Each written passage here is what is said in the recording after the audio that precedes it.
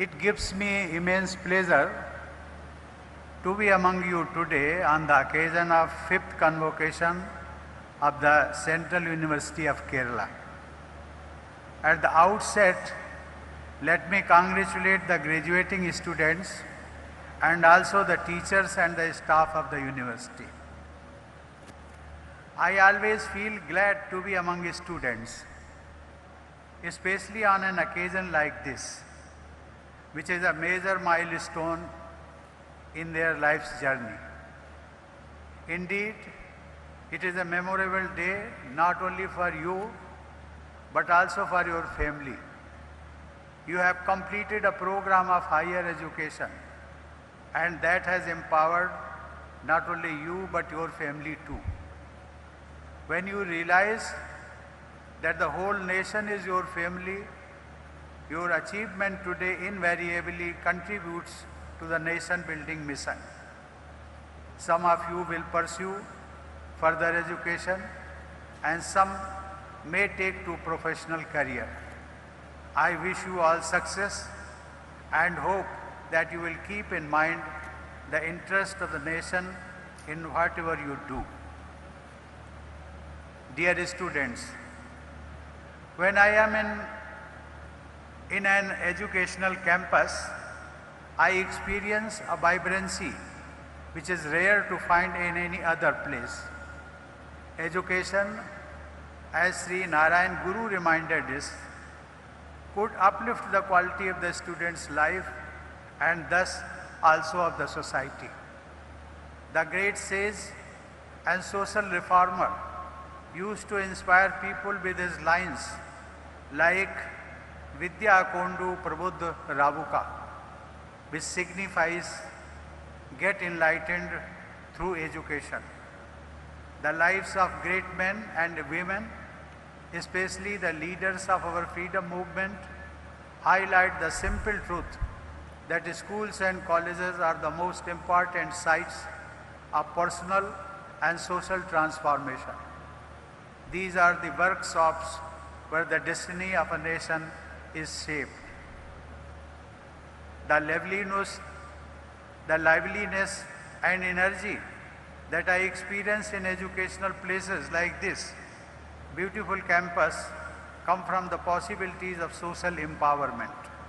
Here is a place where ideas are nurtured, taught, and learned.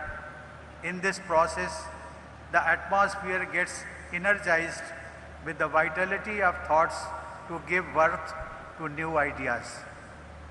This unbroken cycle of knowledge is essential to empower the society and the nation. Ladies and gentlemen, in the promotion of education then, the task of government is to help create the right environment in which the young minds will be fired with creativity. The National Education Policy of 2020 is a well-planned roadmap to develop an ecosystem that will nurture the talent of our young generation. The NEP aims to prepare them for the world of tomorrow, while also equipping them with the best of our own traditions. India is, after all, the land of Nalanda and Takshashila, of Aryabhatta, Bhaskaracharya, and Panini. Gandhiji compared the indigenous educational system with a beautiful tree that perished under colonialism. An effort is being made to rediscover its best aspects so that India makes a contribution to the world that it alone is destined to make. At our annual conferences, I have had the occasion to discuss the implementation of the NEP with Vice Chancellors of Central Universities and Directors of other educational institutions. The consensus is that the reorientation of our educational policy was long needed and that it has the potential to turn India into a hub of knowledge. I believe that the most outstanding feature of the NEP is that it aims to promote both inclusion and excellence.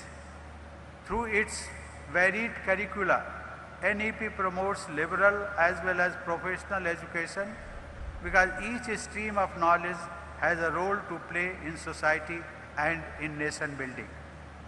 That way, the NEP can become instrumental for India to harness and reap the demographic dividend. The growing population of our country makes it incumbent upon us to nurture the next generation talent. When the younger generation is provided with the skills and knowledge required for success in the world of 21st century, they can do miracles. Ladies and gentlemen, the 21st century is described as knowledge century. Knowledge power will determine the place of a nation in the global community. In India, Kerala has led the other states on the critical parameters of literacy and education. This has enabled Kerala to be a leading state on several other parameters of excellence too. As you all know, Sri P.N. Panikar had worked tirelessly to increase literacy in Kerala, which has the highest literacy rate in the country. I will be unveiling the statue of the late P.N. Panikar on the coming Thursday, December 23. Sri Panikar is an icon whose commitment to education should inspire everyone, especially the youth. In the context of Kerala being a leading state in the area of learning and education, let me share with you a recent development about which some of you may be already informed. The Union government has recommended names of 3 cities from the entire country for being listed in UNESCO's global network of learning. Out of them, 2 cities are from Kerala. These 2 cities are Thrissur and Neelambur. Being part of the global network supports the achievement of the sustainable development goals, especially the goal of ensuring inclusive and equitable quality education and promoting lifelong learning opportunities for all. As far as gender equity is concerned, Kerala not only has favorable sex ratio, it has also been on the forefront of women empowerment.